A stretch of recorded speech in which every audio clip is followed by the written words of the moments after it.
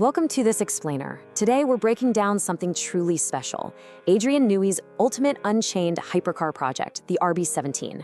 We're talking about a machine that literally distills over 4 decades of Formula One mastery into a single, breathtaking vehicle.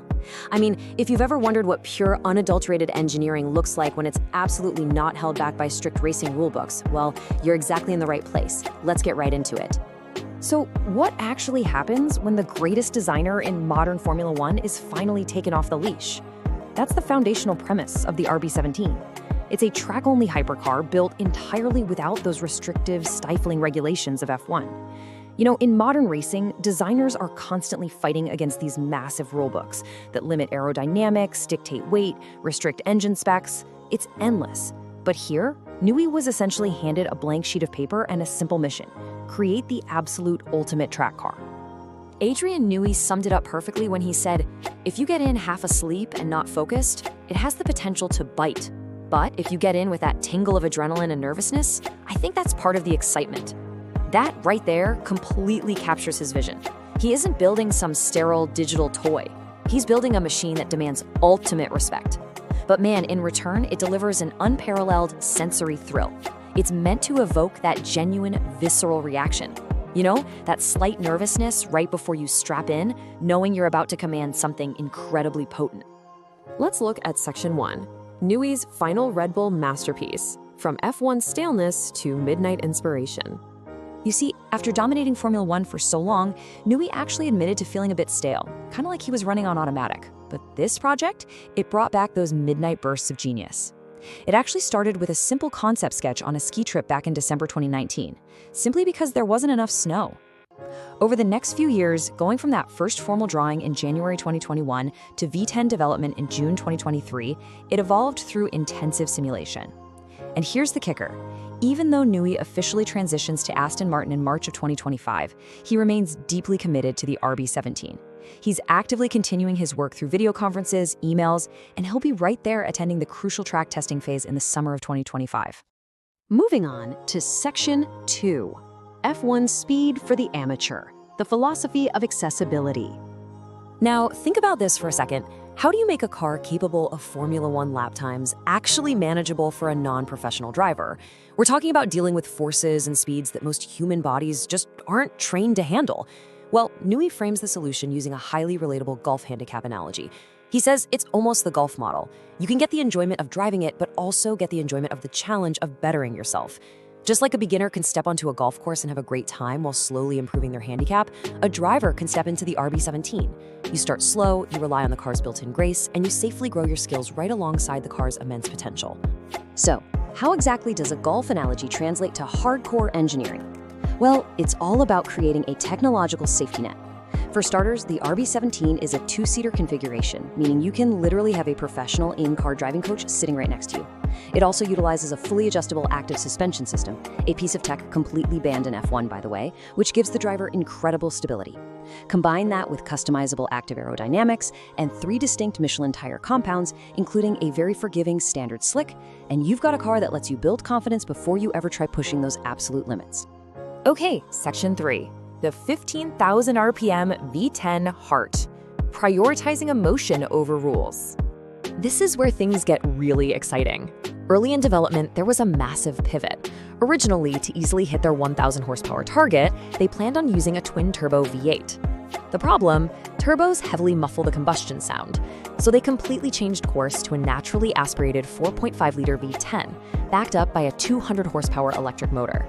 They did this purely to prioritize emotion, to capture that auditory magic and physical vibration of a classic F1 engine breathing through a bespoke 10-into-1 exhaust system. But to make a V10 like that actually work, they had to borrow heavily from Formula One. Enter AVS, or air valve spring technology. It's an F1-derived pneumatic valve system. See, traditional metal springs would literally float and fail at these insane extreme RPMs. So instead, they use compressed air to close the valves. But here's the genius part. Unlike an F1 car that needs constant rebuilding, Cosworth adapted the system to last a massive 24,000 kilometers without any major teardowns. That makes this wild engine actually practical for an owner to run. And thanks to that incredible pneumatic valve tech, this engine can scream all the way to 15,000 RPM. Seriously, 15,000. That isn't just some random impressive number. It perfectly matches the electronic rev limit of today's actual Formula One cars. You are getting a genuine F1 sensory scream in a hypercar. Now take a second and couple that 1,200 total horsepower with a target weight of just 875 kilograms. I mean, think about that. You've got a vehicle that weighs significantly less than your average modern compact car, yet it's producing way over 1,000 horsepower. That gives the RB17 an absolutely mind-bending power-to-weight ratio. That lethal combination of immense power and incredibly low weight means we're looking at a top speed easily exceeding 350 kilometers per hour. And it's really fascinating how they optimize the weight distribution to achieve this. Early on, the electric motor was actually positioned on the front axle, but after running simulations, they realized that by moving it to the rear, they could save weight and make the car even faster. And because there are no F1 rulebooks to obey here, they didn't have to compromise. They just followed the pure physics of speed. Which brings us to Section 4, Active Aero and Intelligent Design, Shaping the Air. So you're probably wondering, how does something this incredibly light and fast not just literally take off and fly off the track like an airplane? Well, it stays glued to the tarmac by generating a crushing 1,700 kilograms of downforce at 150 miles per hour. The invisible air passing over, under, and through this car is essentially pinning it to the ground with nearly twice its own body weight. Newey approached the aerodynamics of this car like a fluid sculpture. Without rules holding him back, he utilized a totally unrestricted ground effect floor alongside active aero surfaces on the front and rear. The car even uses this advanced concept called porosity. These are basically tunnels and internal fans that ingest turbulent air around the wheels and manage it perfectly. And at the same time, it fully adheres to Le Mans Hypercar standard structural safety, just to ensure that all this crazy aero doesn't result in the car overturning if things go sideways at high speeds. But what's truly incredible to me is how accessible they've made this extreme engineering. To change the entire dynamic profile of the car, Step 1, the driver simply turns a dial in the cockpit. Step 2, intelligent software instantly takes over, altering the active suspension and aero flaps. And Step 3, the car shifts its mechanical balance for either low-speed entry or high-speed apex stability. That's it. You don't need a massive team of engineers hovering over a laptop in the pit garage. You literally adjust it on the fly mid-lap. And of course, the exterior design has continued to evolve right alongside the engineering. The latest updates reveal a hypercar that has finally settled into its final menacing visual identity. We're talking aggressive hockey stick LED front lights and this massive, almost sailfish-like fin running down the engine cover for stability. It perfectly merges breathtaking aesthetics with brutal track functionality. They've even managed to pack it into a slightly smaller overall footprint while still including practical, track-focused necessities like a windshield wiper and side mirrors. Let's wrap things up with Section 5, the ultimate track experience, legacy, and exclusivity.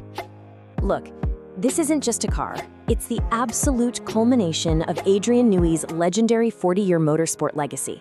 And because of that, you will rarely, if ever, actually see one in person. Only 50 of these bespoke carbon fiber masterpieces will ever be produced.